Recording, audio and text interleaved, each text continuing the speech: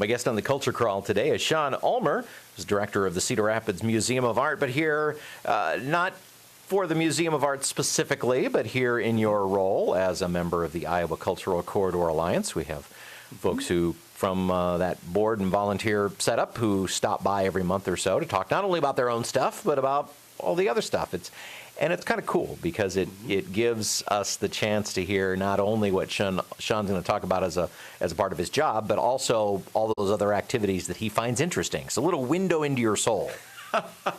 Well, there's a lot to choose from. There we is. are fortunate to be, in the corridor where there's so many things going on. It's hard to pick and choose. Well, welcome. And I see you've got some stuff spread out there. So what excites Sean Ulmer coming up in the next couple of weeks? Well, I'm gonna start with one of our own programs, one That's of the okay. museum's own programs. Get that out of the way. That's quite all right. Yeah. I mean, you schlepped out here. Yeah, you ought to be able to please. put your own stuff first. Well, on Saturday we have the Family Fun Day, which celebrates the brand new exhibitions that we opened last Friday. So we've got a whole bunch of exhibitions that deal specifically with illustration, primarily children's book illustration. So we've got a big selection of works from the Zerzanik collection, which is owned by the Cedar Rapids Public Library, which is also an ICA member. Miss Zerzanik collected these children's book illustrations back in the 50s and 60s, and it has amassed a collection of over 1,400 of them. We've housed them since the flood, and we've had a couple of shows. We did one big one in 2007. This is the next big one, and it's like an ABC book spread out on the wall. This has got to be one of the larger children's illustration collections around, does any place. As far as I know, I mean, I'm not an expert in who owns what where, but this is really remarkable, and it is sort of a hidden treasure in this community. In fact, our 2007 show was called Hidden Treasure because I really felt it was a great treasure. And we've done small shows, as I've said, since then, and individual pieces have been part of our own displays, but this is the biggest show that we've done since 2007, and it's some 70 works from different periods dating from 1931 to 1991, so about 60-year span of children's book illustration. As I said, it's like an ABC book spread out on the wall. So you'll come in and you'll see the big letter A on the wall, and underneath it will be a couple of images. And we don't tell you what's in the image that relates to the letter A. That's up for you and your children or your grandchildren to go through. So it's a much more interactive show for us to do. So we're kind of excited about taking a different approach to presenting children's book illustration. And with that, we have an exhibition called Drawn to Illustration, which is features the work of mostly Grant Wood and Marvin Cohn, but also John Sloan and James Swan and a few others that sort of discuss the next chapter, if you will, of illustration. There were many fine artists who did illustration as a part of their career, sometimes just to pay the bills. And so Grant Wood illustrated a number of books. Marvin Cohn did as well. And so it looks at different kind of illustration, not a children's book type of illustration, but illustrations from magazines and other books. And then upstairs we have an exhibition of the work of Jeannie Reeves, which is a Cedar Rapidian painter and children's book illustrator. And she has done about a dozen books in her career. One that she produced in 2001 was on the life of Frederick Douglass. And so she worked with the publishers and the writers, a couple manuscripts, versions of the manuscript she had to deal with. And then she used local models from the Mount Zion Missionary Baptist Church here in town to kind of complete the illustrations that she did. That exhibition looks at what it takes to create a children's book from concept to reality. So it kind of it nicely complements the ABC book exhibition and the Drawn to Illustration exhibition. So this Saturday from 11 to 3 is our Family Fun Day. We're open free, all kinds of activities, book-related activities for families. Write your own book, add to a big oversized book.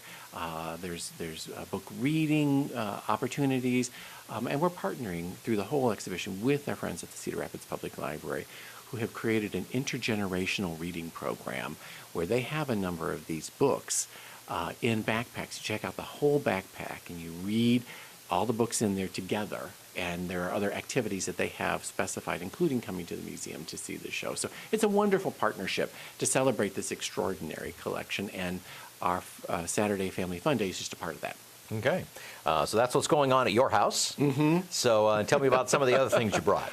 Well, looking not too far from here, Kirkwood has an exhibition opening up on Monday, which is wood-fired pottery and encaustic painting. It's an interesting combination. It's all Iowa artists. There's 3 wood-fire potters that'll be in the exhibition, and with that will be encaustic paintings by Michelle Fisher, who's also an Iowa artist.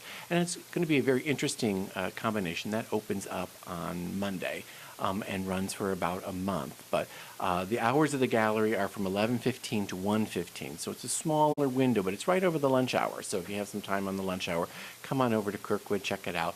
Those are the gallery hours Monday to Friday. And that's, like I said, starts on Monday. Just before that, though, I want to call out Dreamwell Theater in Iowa City, which is doing Why Torture is Wrong and the People Who Love Them, which is an interesting Christopher Durang play. And it sounds like it's a lot of fun. It opens this weekend and plays both this weekend and next weekend as well. So there's that if you want to take in some of the theatrical arts. If you want to take in some music, next weekend on the 27th and 28th, Orchestra Iowa is doing a Rodgers and Hammerstein Classics concert. So that, as you can imagine, has a lot of your favorites in it. That is, Tim Hankovich was in to talk mainly about Romeo and Juliet, but we did talk a little bit about Rodgers and Hammerstein. That also is a collaboration between the orchestra and Theater Cedar Rapids, and which features a lot of the singers and actors that you watch on the TCR stage and both of them Rodgers and Hammerstein. are ICA members as well. So it's another wonderful collaboration between 2 partners in the Iowa Cultural Corridor Alliance. Now, if you don't want to go to Rodgers and Hammerstein on Friday the 27th, you can come to Kirkwood on Friday the 27th. It's the annual Vocal Jazz Festival and Groove for Thought all day long here at Kirkwood. You might know a thing or two about that. It's a great time. It's a clinic and competition, and the members of Groove for Thought, which are a vocal jazz group, I want to say out of Seattle. But they are along the West Coast someplace. They'll judge and critique groups all day long, and then they will then perform in concert at that night. And that concert is open to the public, and the tickets are very inexpensive. Yep, $10 for adults and $5 for seniors. And that exhibit we talked about over in the Iowa Hall Gallery, that will be open during the concert, too. At the same time. So during intermission, you can get swing a by. twofer. Yes, you can swing by and take a look at that. Yes. And if you don't have enough to do on Friday the 27th, there's also our friends at Riverside Theater are doing Diamonds and Denim. Oh, their annual fundraiser. Their annual fundraiser, exactly. And it's a dessert-oriented fundraiser. And there's all the things that you would associate with the fundraiser, the silent auction, the live auction, all of those sorts of things. But it's their annual fundraiser, and I know it's very important to them. In the meantime, they do have a wonderful performance, Lucky Me, that's playing. And I think this weekend is the last weekend. I think you're right, yeah. I had tickets earlier, but because of the snow we had, oh no, I was able to reschedule them for this weekend. So it is this weekend. So you could do 2 things. You could go I've heard Lucky that. Me. I've heard that's just a hoot. So. Oh, good. Well, we're looking forward to seeing it, and then there's this other opportunity to support them as well.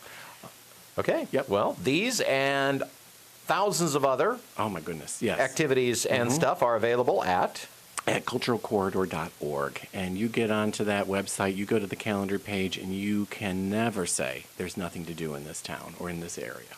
Thanks, Sean. Sean Ulmer from the Cedar Rapids Museum of Art, and also ICA, the Iowa Cultural Corridor Alliance. Now, you'd think that